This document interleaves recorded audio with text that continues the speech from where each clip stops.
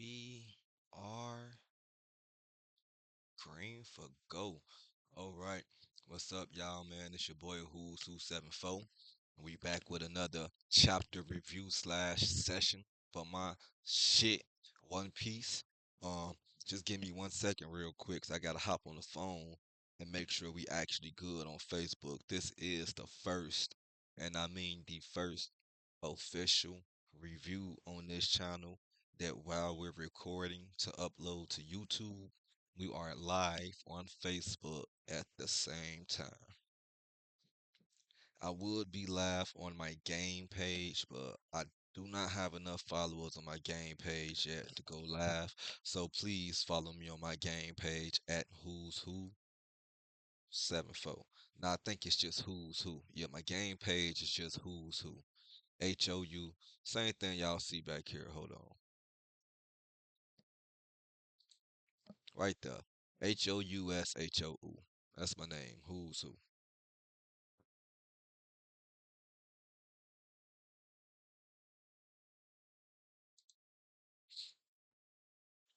All right, let me see.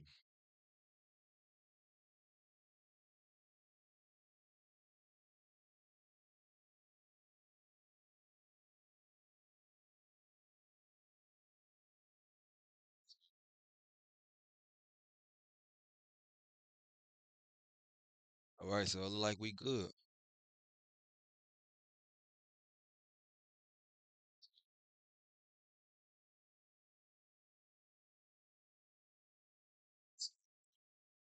Yeah, audio fresh too. All right, so we gonna go ahead and hop to it. Um, last week, well, the week before last, cause no chapter came out last week. We had a nice little chapter. Pretty much a lot of partying, celebrating. Really, not even much. Not celebrating, but a lot of joyful shit going on while Luffy and the game explored Elbaf.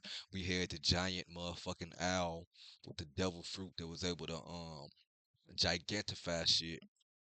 He can shrink shit back to its original size. So he can't shrink shit. He can only shrink shit back to its original size after he gigantifies it.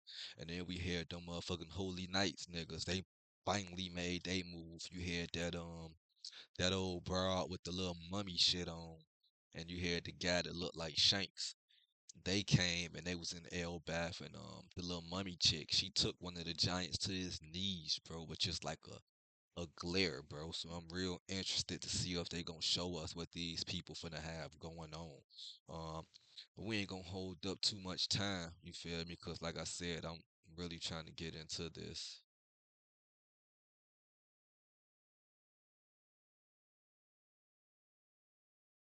I don't want to use Viz jump. We gonna use something else.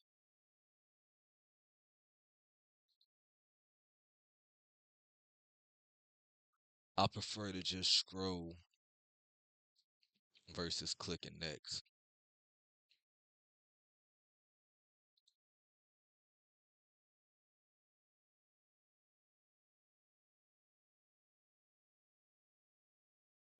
All right.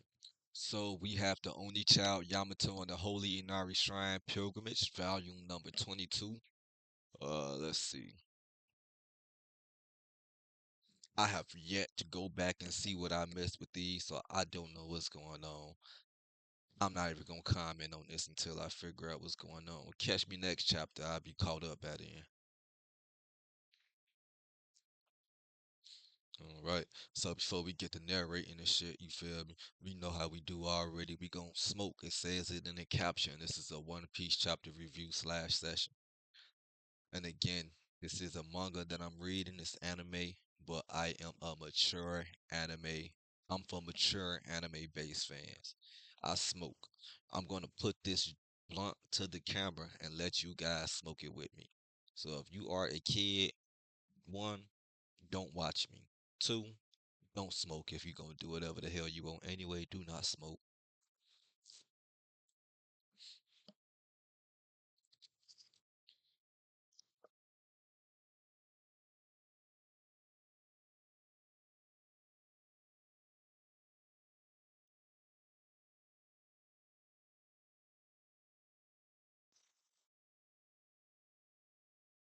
Some good shit today. Hit that.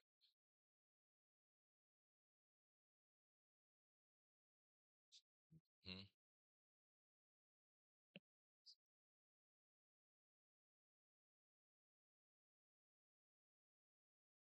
Yeah.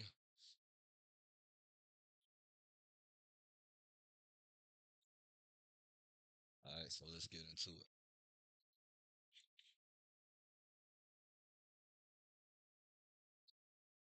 So y'all can see, y'all can read, but I'm still gonna be reading out loud.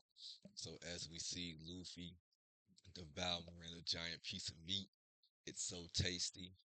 Um, the moose reminds me of dinosaur meat. Yeah, you would know how dinosaur meat tastes too. You probably fucking know how dragon meat tastes too. I wonder if it tastes like dragon meat, or if the dragon meat that they ate the same dinosaur meat he talking about. And then we got the giant guy. He was the oldest giant in Elbaf. He was that was established, the oldest giant in the world actually, that was established during the last chapter. Forgot what his name was. They're gonna let us know what his name is again. But yeah, the oldest giant with a motherfucking sword through his head. Which he should be giving us an explanation this channel on this chapter on how you got that. But the oldest giant, he then says, they're quite tricky to catch, as ferocious as they are delicious. And then one of the smaller giants, I don't know who he is, with his back turned, says, "No task is too great for it's too great if it's one. No task is too great if it's for one savor." Yeah, I bet. Luffy says, "I appreciate it." Ha, ha, Hadruden, that's his name. Hadruden. Hadruden Stanson. And then somebody says, "Glad you like it." I don't think that's the Giant's name. The Giant's name is not Hadruden. Hadruden is the guy that said no task is too great if it's for Savior.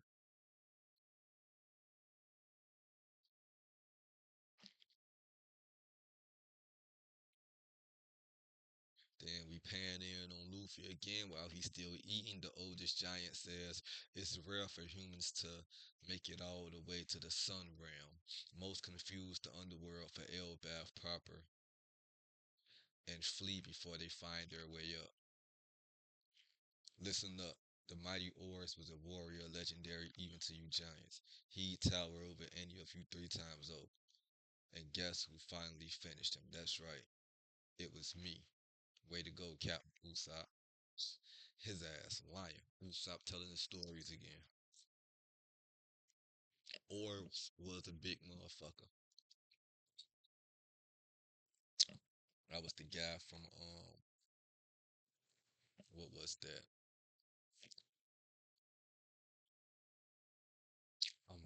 I gotta go back and rewatch One Piece from the beginning, but it was either Thriller Park or Punk Island, whatever one it was with Moria, when he used all those zombies and took everybody's shadows and shit like that and put them inside that giant orb and brought him back to life.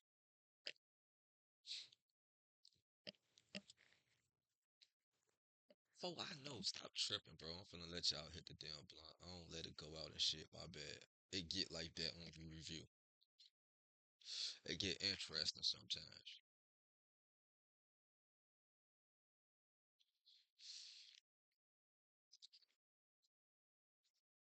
In the future, I'm gonna get a little playlist together and let y'all have that playing in the background while we do this for you, motherfuckers who need constant shit going on.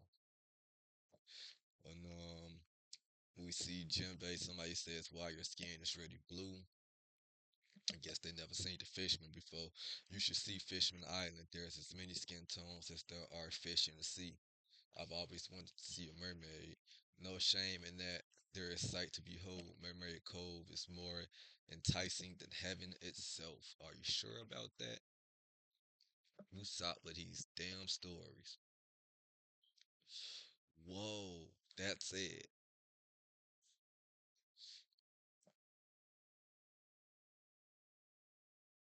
Oh no, that's Sanji speaking that bullshit. And then he jumps up in front of a bunch of giant females, giant female bitches. I was gonna say I hope they ain't kids, but they don't look like they kids. And then Sanji says, "My heart soars just as much when I see giant ladies, and they just eating it up." Oh, Sanji, you're so silly. It's cute. This man is a purebred simp. I can say that he my favorite straw hat. But this man is a purebred simp.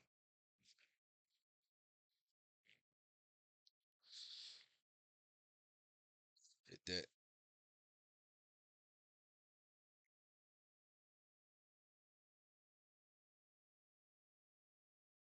Then we get my man's Brooke, and he says, "What are you? Who me?" Somebody asks him, "What are you?" He says, "Who me?" He says, "I can answer with my own blues. My what the heck am I dirty? What? My what the heck am I dirty? Yeah." This man tripping for hits blunt. Somebody says, "I guess it's a big wide world out there. Let's toast to it." I'm surprised so many giants have never gone out to sea.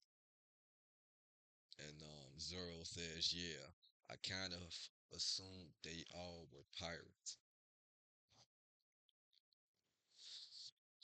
And I did too. I assumed all the giants was pirates and shit too, but they definitely seem to be a peaceful ass tribe. And I guess I know why, you feel me? We see how the world government been going out their way to like dead ass eliminate all the tribes of old. So staying in their own safe hold. I guess they keeping all their manpower back at home is what's been keeping their home safe.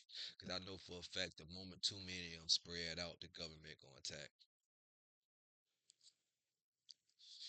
Or Blackbeard.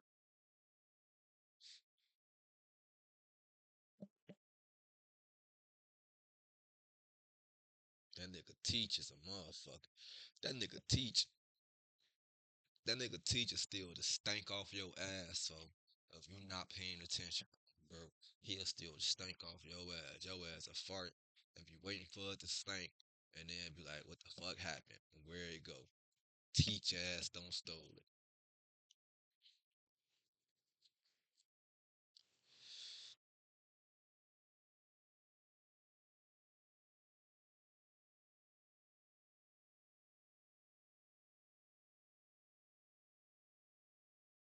And who the fuck is this giant ass crybaby ass giant that look like he got his ass beat the fuck up holding Nami and Zoro?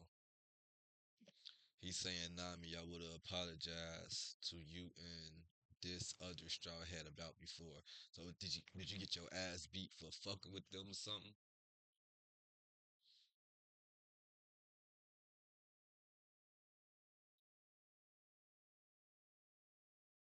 Oh, that's the guy with the Lego shit.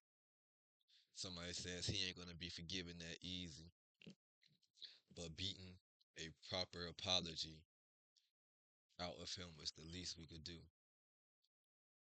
Whatever his name is, sadistic side really makes my heart flutter. Don't sweat it. It's not like anyone died. Alright, so they beat his ass and made the Giants beat his ass and made him apologize to their guests. Zoro technically telling them, "Don't sweat it. It ain't like nobody died and nothing like that." And then he says, "Although that's only cause Usopp stopped me. If he didn't, it would have been your head." Okay, so I'm thinking Zoro saying, telling the Giants don't trip because the guy didn't kill anybody in any one of his team. But what he's saying when he said don't trip, nobody died, he telling the Giants it ain't no big deal. Don't make it no big deal, the whole situation. Nobody died because he was the one wanting to kill that guy.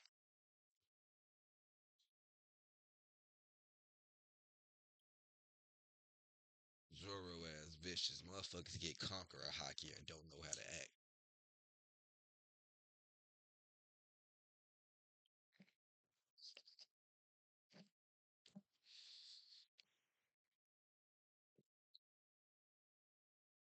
Bro, that's his name.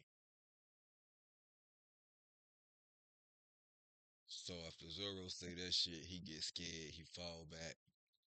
He say, "Don't tell me you picked a fight without checking the current bounties." And then somebody tells him, "You never stood a chance," while he's sitting there looking like a fucking idiot.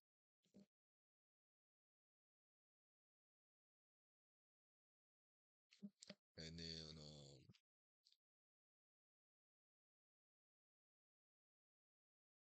Gerd, Gerd, that's her name. Gerd, don't hold back next time. She told Zoro not to hold back, and Zoro bitch ass screaming out her name, looking like a dumbass still. Dumb knots all over his shit. Telling us some she's so harsh I can't get enough. He secretly in love with her, so you simping for her too. That's a fine ass big chick though. I ain't gonna lie. Where all my Futurama fans at? Let me scroll up. This ain't nothing but snoo snoo. He said, come on, everyone born here on Elbaf shares the same dream to become the next sun god and rule the world. Is that what everybody on Elbaf dreams of? And then Zoro says, sun god. Somebody screams, are you kidding me? The sun god isn't the ruler. That's right. He's a god of liberation, more like destruction. You're wrong. Everyone knows he was a god of laughter. It's getting rowdy. What about this guy? So Luffy finally asked it a question about the fucking sun god. Finally, we've been waiting for Luffy to get some type of information about the sun god. Hopefully, somebody translate to him that the form he takes in Gear Fifth is the form of the sun god. Like this is something we've been waiting on for a while. Luffy don't been going Gear Fifth after Gear Fifth after Gear Fifth after Gear Fifth, and then everybody been peeping it, but nobody said nothing to him yet outside of Dory and Bragi, who kept addressing him as the son of God at Egghead. But they never really got into what it meant. He kept saying, "What's that?" or "Who's that?" But no, One Piece, they gonna fucking pull my leg again, and he ain't gonna really get no real information. Or he gonna get some information, but nobody gonna tie the knots between that and his form. So, it's picking up where we left off. Hit the blunt, 'cause this gonna fuck with my anxiety, just like if it's gonna fuck with mine, I hope it don't fuck with y'all's, but that's just in case. Hit it again.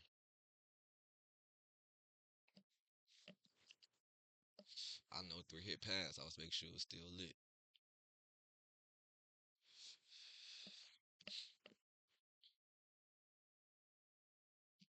Somebody says the sacred Harley texts have been passed down for generations in Elbath.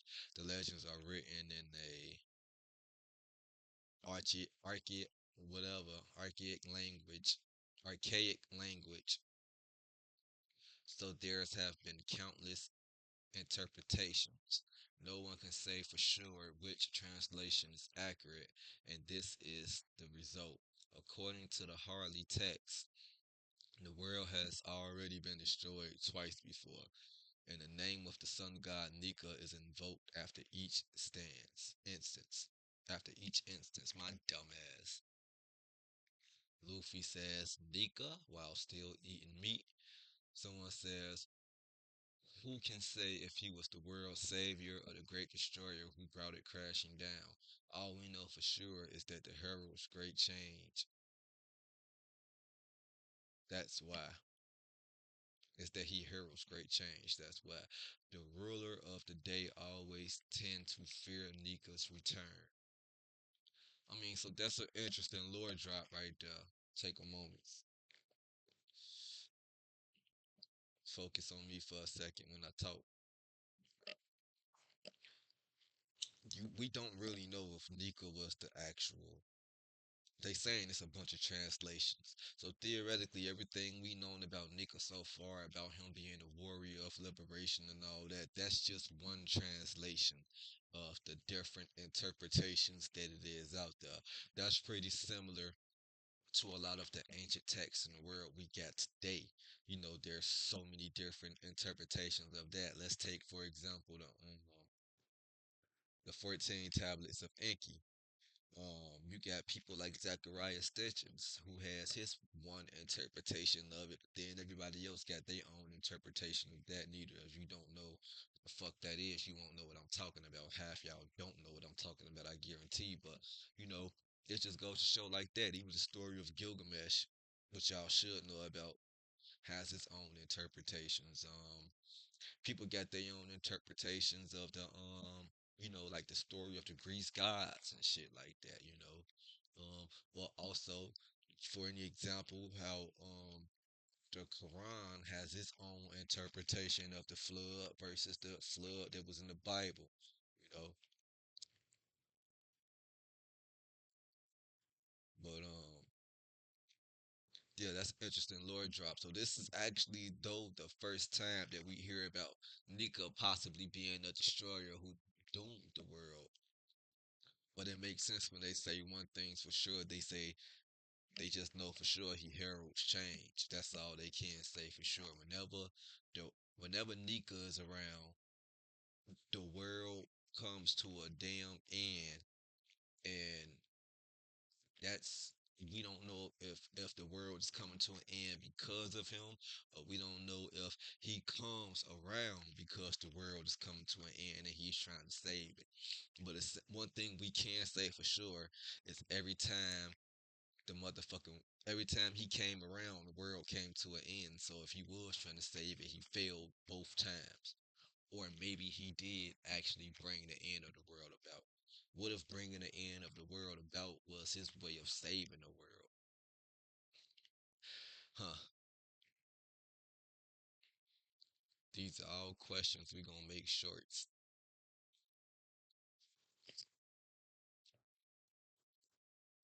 Let's get back to it.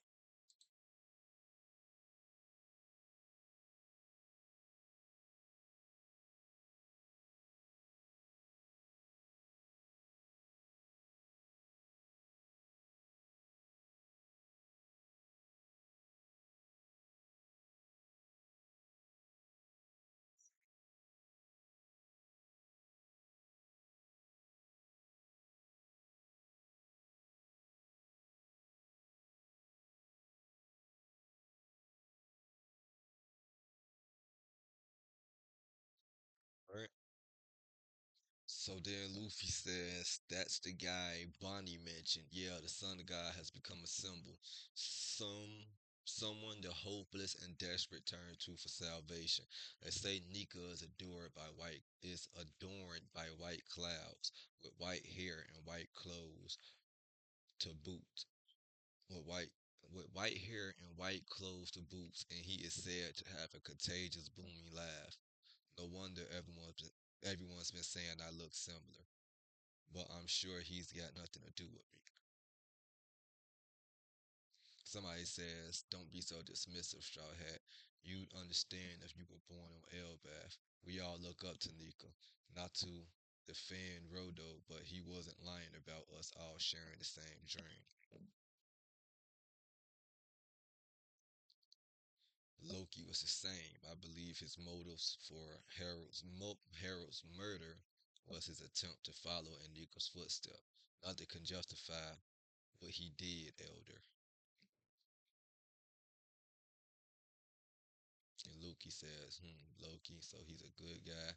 And they say, no way in hell. He's the accursed prince. There was a prophecy before Loki was born that foretold King Harold would be slain by his son. Then, shortly after his birth, the royal steed, the horse of the fortune, died. That was the same year the Linland murdered the legendary hero Jorul.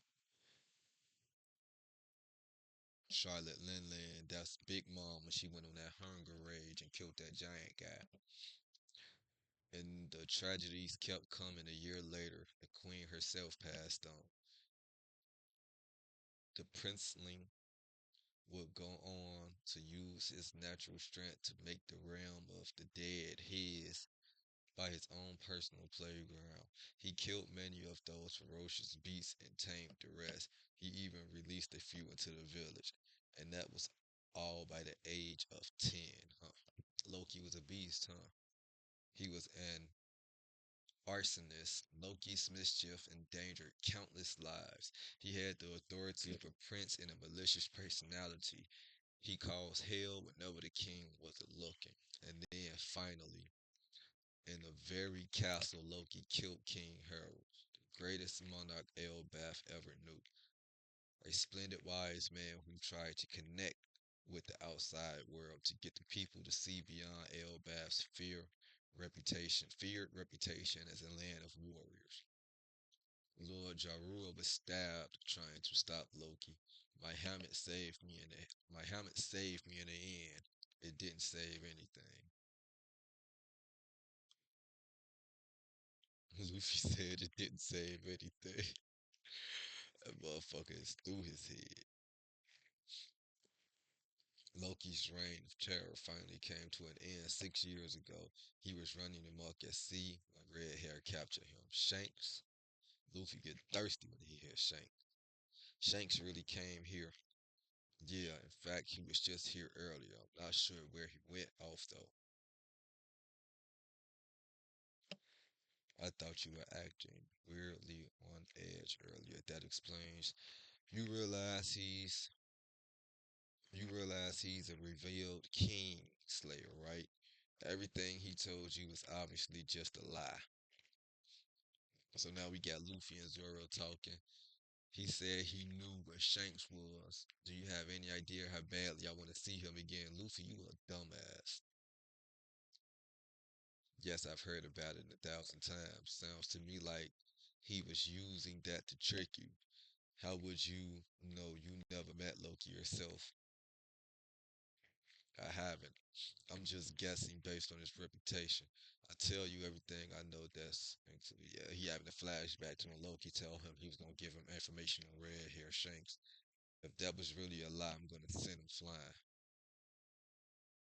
So I feel like Luffy set him free. Luffy definitely set that guy free already. That was a big question because uh that was definitely a big question at the end of the day because I remember a couple of chapters ago. Come here. So a couple of yeah, a couple of chapters ago when Luffy was in hell talking to Loki. After that, Loki was telling bribing Luffy to set him free. He'll tell him everything about Shanks. He told Luffy where he go get that key. After that, we just went to Luffy and having and not in hell no more, having a feast and celebrating with everybody. And the big question was, what happened to Loki? Well, that right there just let me know Luffy set him free. Cause he said if he was lying, I'm gonna send him flying. Luffy wouldn't be upset about the guy lying if he didn't do what he asked him to do already. That's why Luffy's looking forward to this guy holding up his part of the deal.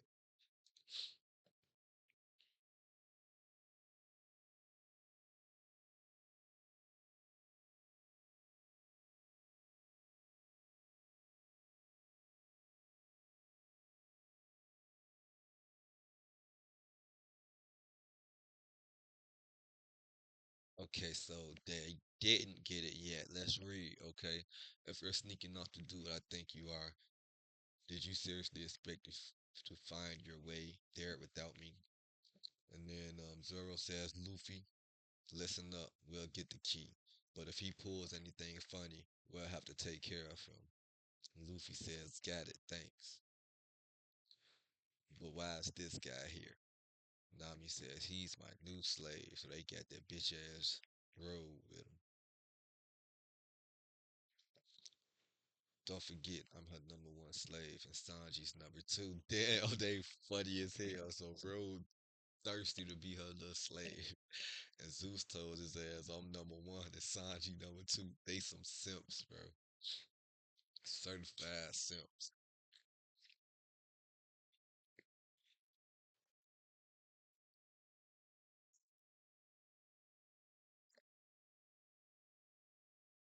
Road said, strong girls really get my blood pumping.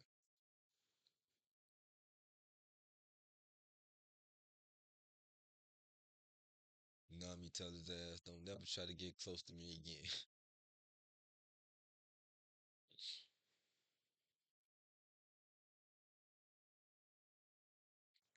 Luffy still eating. I'm not really finna read all that. It's bullshit. They still talking about that damn moose. We rolled up to something. Cause he pointing out the fact that they all in a drunken, that they all drunk. Probably can't remember what they celebrate.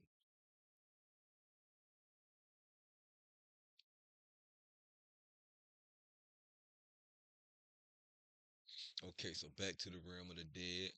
We here laughing. If I understand you correctly, then I'm afraid I'll have to step back and refuse your offer. I'm sure it's an honor to be invited to join your noble knights, but what would make you celestial dragons right? Do you really expect anyone on the planet to willingly become scum like that? Okay, so them holy knights made their way to Loki, and I guess they telling him they'll free him if he join them. Do we have any intel? All the informants we sent to Elbath reported a giant crow heading for them before their transmission got cut off. Their weakness is beyond belief. I'm done just standing by and listening. This is a definition of impatience, of impertinence, I mean. So the little mummy bitch just hella as a goon. God's Night Goonko. Okay, so we got a name for her. Her name is Goonko.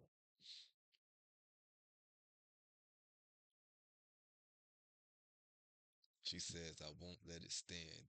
Don't be so hasty, Goonko. The Shanks guy tell her, don't be so hasty. And one of Loki's wolf comes up. He says, eat 'em up, wolf. Gunko says, hey, stay back if you want to keep breathing. And then she do something with her little mummy wraps, and it wraps up and chokes the damn dog out. Damn, she hanging that motherfucker. And then Shank says, if we were to spare him, would you change your mind? Because they see Loki is kind of like he affected by her choking out that wolf. When I affected, I mean emotionally, like he care about it. And Loki says, so that's how you operate, huh? Well, if that's your offer, I'd accept my friend's fate and wish him a place and wish him peace and death. Nah, I guess not. It's okay to grieve and rage, but a warrior never kicks and screams in the face of death. So she definitely kills the wolf. She snapped that bitch neck. He says, I swallow all my fur and use it to fuel me when I reduce this world to rubble. And okay, wonderful chapter. Um, not much that happened. I'm capping. It wasn't that much of a wonderful chapter, but I mean, it was still some good lore drops. You feel me? And if not, some things that got some questions going. Like for example, the whole Nika shit. Was Nika the liberator or the destroyer? You feel me? He could have also still been a liberator and a destroyer at the same time. Cause like I said, destroying the world could have been his answer to liberate it from its current state that it was in. You just can't help the fact that these motherfuckers gonna continue to do what they do. Um, You never know when it comes to One Piece. That's why I'm so invested in this damn anime, to be honest, because that's the thing that's been captivating me about it for the longest. The lore of the story, bro. The story, everything that's been going on, the void century, all the question marks, you feel me? All the filling in the blanks been dying. And that's why One Piece also pisses me off, because it plays with my motherfucker anticipation more than anything in this motherfucking life.